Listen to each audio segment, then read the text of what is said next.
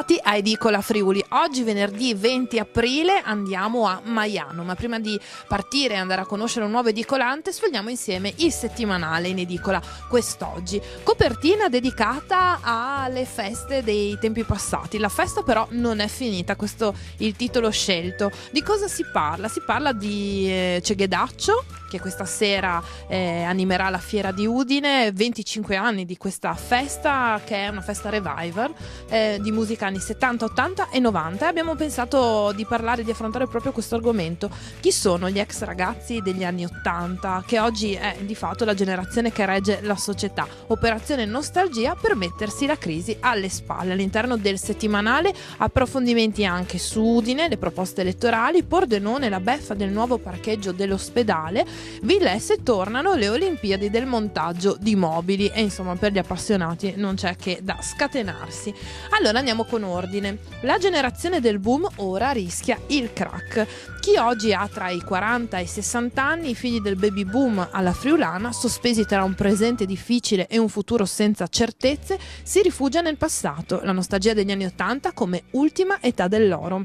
Insomma, i soldoni, se i nostri nonni avevano una storia importante da raccontare di guerra e di quant'altro, oppure dei movimenti di rivoluzione culturale, noi abbiamo questo, diciamo, attaccamento un po' a degli oggetti cult, simbolo della moda dell'epoca, e che sono ritornati di moda, chi più chi meno, insomma. E qui appunto Andrea Ioime ci fa anche un piccolo excursus con alcuni degli oggetti simbolo, degli abiti, non so, il telefono, i gettoni, i Walkman, le videocassette, che sono, diciamo, assolutamente diventati oggetti d'antiquariato. E poi ci sono anche mode che tornano, che possono essere quelle dei leggings o il giubbotto Moncler, dei sempreverdi transgenerazionali, effettivamente, proprio come vuole essere il Ceghedaccio, di cui parliamo nella pagina a fianco, nella pagina successiva. Una festa lunga 25 anni, nata nel 93, è un evento unico con un'atmosfera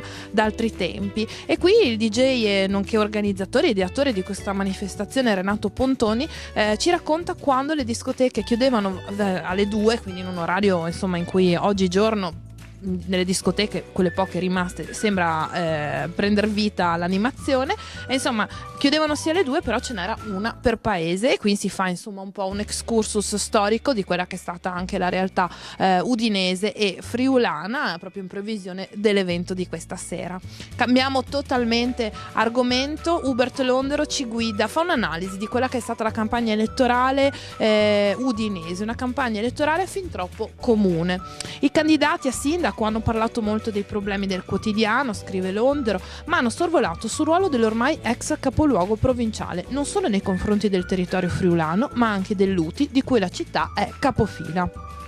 Proseguiamo invece la lettura del nostro giornale con un'altra inchiesta. In questo caso si parla di sanità svalutata del 62%. Un'inchiesta sempre di Hubert Londero che ci spiega: la Corte dei Conti certifica che dal 2012 al 2015 le attrezzature scientifiche in dotazione al nostro sistema sanitario hanno perduto quasi 2/3 del proprio valore e sono così diventate obsolete, in controtendenza al patrimonio edilizio che vale invece 200 milioni in più. E proseguiamo con invece poi all'interno, come vi dicevo, tanti approfondimenti locali, e andiamo invece a sfogliare la pagina della cultura, perché il giornalismo buono è quello umano. Questo è il titolo scelto da Valentina Viviani. Si parla di Link, e in questo caso l'intervista ad Alberto Mattano, uno dei protagonisti del Festival Link a Trieste, che spiega come cambia l'informazione ai tempi del web e come si adegua il professionista delle notizie. Naturalmente si parla anche di fake news e di molto altro, e di quelli che sono gli appuntamenti di questo prestigioso festival. Adesso invece ci spostiamo, andiamo a Maiano insieme a conoscere un nuovo edicolante. Eccoci a Maiano, in via Udine numero 1, dove l'edicola, gestita da Fabio Toffolo, si trova praticamente in una delle aree più commerciali, insomma più vivaci di Maiano. Allora, buongiorno e grazie per averci accolti. Niente, grazie. Allora, questa edicola ha una storia, insomma, importante, la raccontiamo un po'. Sì, mia madre ha cominciato con i fiori, aveva un negozio di fiori sempre qua in piazza, E poi dopo il terremoto ho preso la licenza dei tabacchi e anche dell'edicola, quindi licenza della vendita dei giornali, e si è trasferita in vari negozi qua sempre in piazza fino a che ha trovato questo che era il posto più ambito e quello che gli piaceva di più, e quindi E qui insomma siete rimasti, un locale tra l'altro molto bello, con delle grandi vetrate che danno appunto sulla piazza, e quindi adesso diciamo c'è stato un po' un passaggio di testimone, e da una decina d'anni mi diceva è subentrato. Da anni siamo subentrati io e mio fratello con la società che ha l'edicola, e per un periodo 6 anni ha tenuto lui il negozio e poi dopo me l'ha ceduto a me, adesso sono io il titolare, diciamo.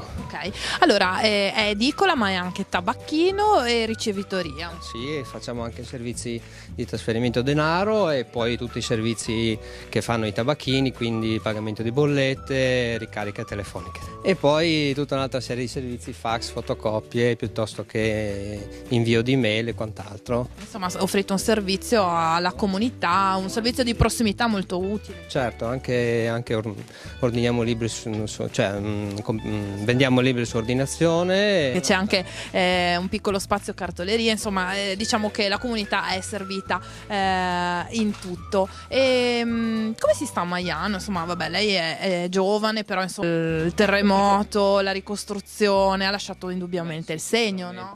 Maiano è stata colpita duramente. Mia madre è di Maiano, è sempre stata a Maiano, e mio fratello per esempio abita qua, insomma, quindi siamo molto legati.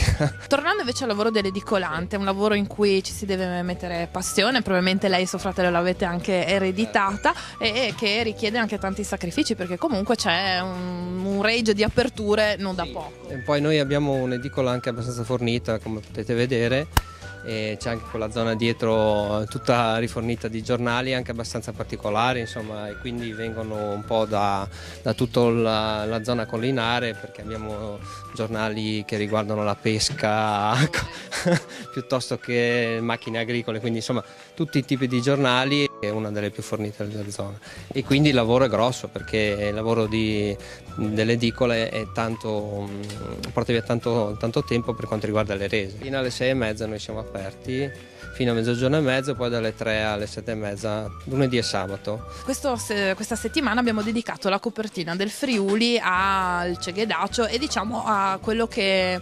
rappresenta, ovvero la festa degli anni 80, 70, 80, 90, che chi diciamo è più o meno nostro coetaneo. Quindi ecco. La conosco bene. Cos'è una cosa di quell'epoca magari degli anni 80, non so, che può essere un oggetto di moda o un oggetto d'utilizzo che le è rimasto nel cuore? Mi ricordo prima giubbotti, i piumini con le Moncler, infatti. Poi anche musicassette e il Walkman, che sembra un oggetto. Sì, che ormai è un oggetto del passato, ma anzi secondo me di qualche collezionista ormai, se si trovano delle musicassette. Cioè. Quello ormai è proprio preistoria. E poi anche videocassette. Sì, che ne avevamo tantissime, che veramente. Adesso abbiamo DVD, come si può vedere, però quella volta ne avevamo tantissimi. E poi un'altra cosa è il telefono a gettoni.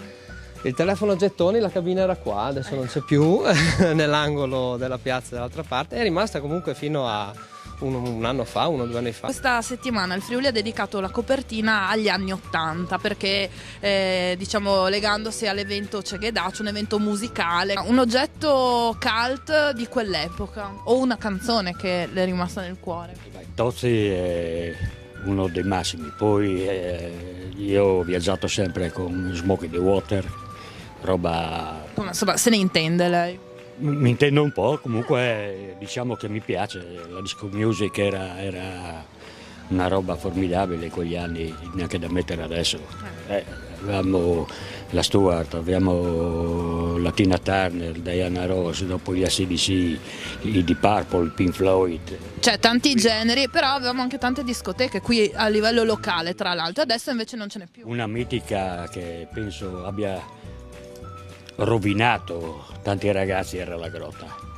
La maggior parte, io sono partito dalla Grotta, ho fatto famiglia con la Grotta, come diciamo l'80% di tutti i giovani di quegli anni. Io sono sempre d'accordo quando viene riproposto qualcosa, perché si perde molto comunque della cultura e delle tradizioni del posto, anche se questa non rientra nelle tradizioni friulane. Comunque questo rivivere dei tempi che sono passati, cioè fa bene ci sono persone che magari hanno anche la mia età, si ricordano quando andavano in discoteca qui alla Grotta, in questi posti, e venivano appunto proposte queste canzoni, questa musica, e le hanno ancora nel cuore. Penso che se viene riproposta una cosa del genere, come un tuffo nel passato, una breve parentesi per poi ritornare, diciamo così, al mondo nuovo, moderno, io sono a favore, insomma, sì. Bene, e una domanda, un oggetto cult, insomma, diciamo degli anni '80 che lei si ricorda di aver magari indossato, può essere un tipo di vestito oppure un oggetto fisico? Penso forse i pantaloni a zampa di elefante. Maiano, dicevo, è uno dei comuni che è stato più segnato e colpito dal terremoto. Ed è rinato, è un paese vivo. Di rinascere. Senta, lei ha vissuto in prima linea. Che cosa faceva? Lo raccontiamo. Comandavo i carabinieri, comandante della stazione dei carabinieri di Maiano. E quindi com'era? Cioè, cosa si è trovato a vivere in quel momento? Di tutto. E inventare tutto dalla mattina alla sera, perché nessuno sapeva niente, non c'era nulla di scritto, non c'erano delle norme perché non esistevano, e qui abbiamo dovuto, con l'amministrazione comunale, abbiamo dovuto inventarci, che forse ai giorni d'oggi non si farebbe più, perché adesso ci sono le regole, ci sono dei principi, vedi sì. In quel momento lì c'era questo grande affanno, tanto questa grande disperazione per le case crollate, le famiglie divise, lutti, feriti, e gente che andava fuori di testa perché purtroppo era quello che era. E insomma c'è stata tutti si sono stretti intorno su una grande solidarietà per darsi una mano l'uno con l'altro. Sono stati momenti tristi. Beh, insomma, sono stati momenti difficili. La Maiano di oggi è una città viva. Oggi è una Maiano che vive, ci sono tanti giovani senza lavoro, purtroppo poveri, perché qui abbiamo perso, cosa le posso dire, il 90% delle imprese edili. Questo è per dire una cosa. Però Maiano è rinata, vive, ed è rinata molto bene, molto unita. Questo è molto unita. L'unica che io racconto e dico ben volentieri, che i padri si dimenticano di raccontare ai figli quello che hanno passato. Come i nostri padri non ci raccontavano delle guerre, io ho 82 anni, così si verifica oggi. E lei il terremoto l'ha vissuto? Era qua? Non qua. Sono venuta a abitare dopo del terremoto su una casa ricostruita, ecco. Ed è un paese anche, mi sembra, molto attivo anche con le attività commerciali, è un bel centro. Sì, c'è un po' di tutto, sia dal lato commerciale così che delle attività varie, ecco. Io mi trovo bene. Edicola Friuli finisce qui, grazie a Fabio per averci accolto nella sua edicola. Prego, non c'è di che, sono stato molto contento di avervi qua e così ho potuto far vedere il mio negozio, insomma. È stato un piacere. Ecco, È stato un piacere anche per noi. Grazie dell'accoglienza, in bocca al lupo e buon lavoro. E il prossimo appuntamento con Edicola Friuli torna naturalmente venerdì prossimo e saremo a Udine in centro città.